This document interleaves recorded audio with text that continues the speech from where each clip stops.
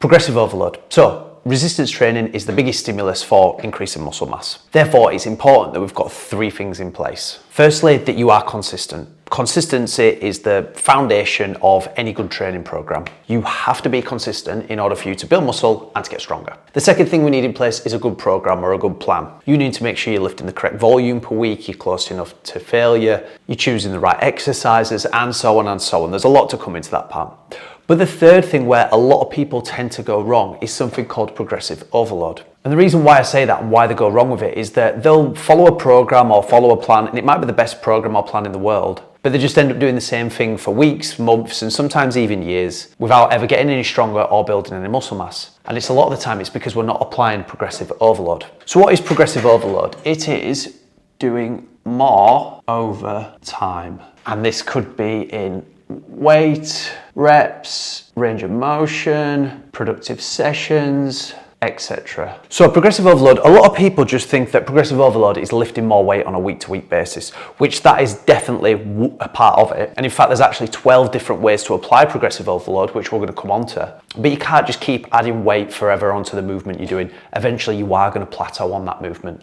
And there needs to be other things in place to make sure that if you are adding weight, then you're doing so under the correct circumstances, which is what we're going to come on to in a little bit as well. So progressive overload, summarized, is basically doing more over time. So either doing more weight, doing more reps, doing a bigger range of motion, having more productive training sessions, so you could be lifting with better technique, and so on. There's 12 different ways, and we're going to come on to it in a second. So why is it important? Well, we've kind of already discussed this, but the biggest stimulus for strength and hypertrophy is training. So if the biggest stimulus for strength and hypertrophy is our training, we need to make sure that our sessions, when appropriate, we are able to progress on those either on a weekly, a monthly, or a yearly basis. Because for some people, as you become more experienced and you get a greater training age, you're not going to be able to progress all your lifts on a weekly or a monthly basis. It might be a case that you're only able to progress some of your lifts on a yearly basis, but it's about managing volume and intensity to make sure that we're still progressing. So there's 12 different ways I know of that you can apply a progressive overload, and there's actually probably more now, but I'm going to go through the most basic 12. So we'll go through the first one, and that is increased range of motion. So increased range of motion. Let's say you're relatively new to the gym and you've just started squatting, and let's say you're not going to a full range of motion for your squats. Let's say you were to elevate your heels up, or you just started squatting to a full range of motion from one week to the next. That would be a form of progressive overload.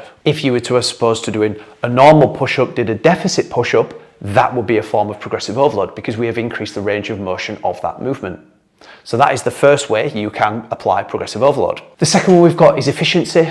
So if we are lifting the same load and volume with better form and more control and less effort, then this would be a form of progressive overload because we are now becoming more efficient at that movement. Next, we've got volume, so lifting the same load for more reps. Next, we've got intensity of load. Let's write this on. So this would just be lifting a heavier weight from one week to the next. We've then got density, which would be lifting the same weight and load with less rest in between sets. We've then got intensity of effort, which would be lifting a load with more speed and acceleration.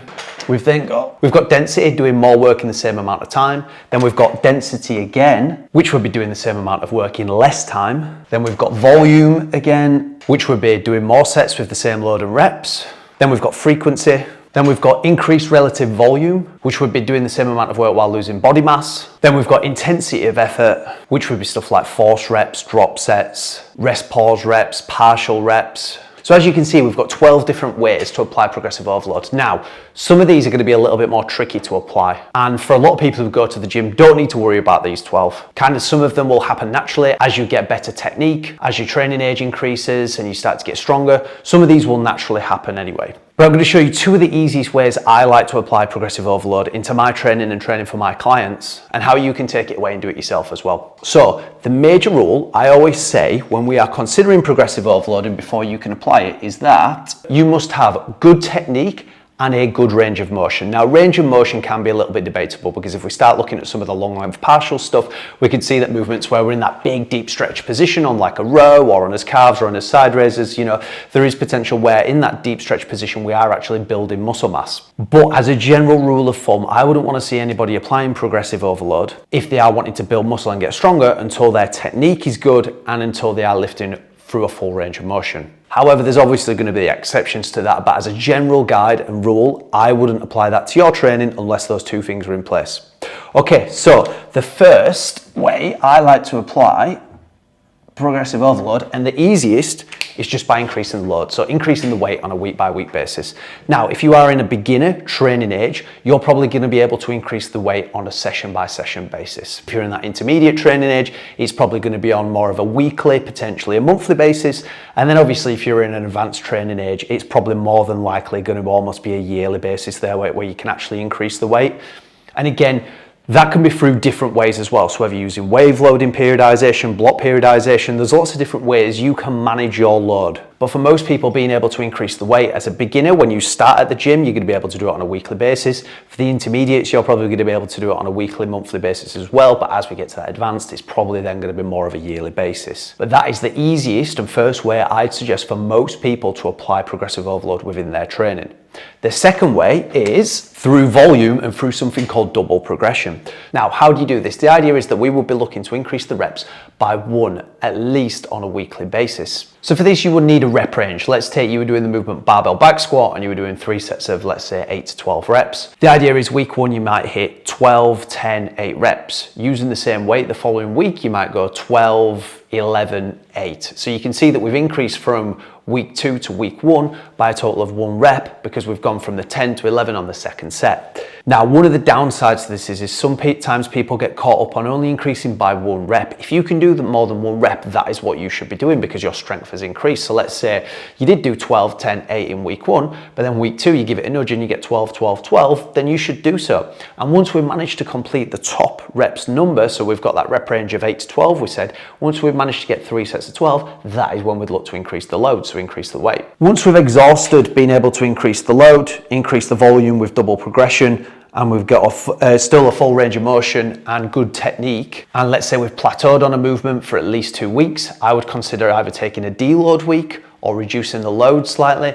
then coming back to it, seeing if you can complete it. If you can't, that is when I would look to apply one of these other models of progressive overload. So one of the first ones I'll often go to is then increasing the intensity of the effort. So it might be a case of we're adding a pause into the movement. It might be a case of we're lifting with more time under tension by controlling the tempo. We might be able to increase the range of motion. There's lots of different ways that we can then apply this to be able to try and break through. If we can't, and if we're stuck on that way, we've taken a deload week, we've tried applying different models of progressive overload, then it might be a case of you need to change that exercise. So let me just recap that part quickly. So remember, this is for most guys who are just going to the gym and want to be building muscle and increasing the strength. This is not a sport-specific guidelines. But how I would apply progressive overload for my training, my clients' training, and most people's training is once you have got a full range of motion and you are lifting with good technique, I would then increase the load either on a session by session basis, a weekly basis, monthly basis, or for some people on a yearly basis. And how you set that up using different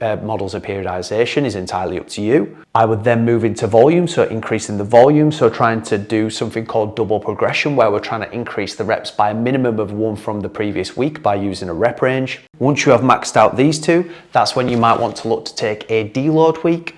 Once you've taken a deload week, you might consider trying to apply one of the other rules of progressive overload. And then if you still can't progress on that movement, that's where we might look to change the exercise.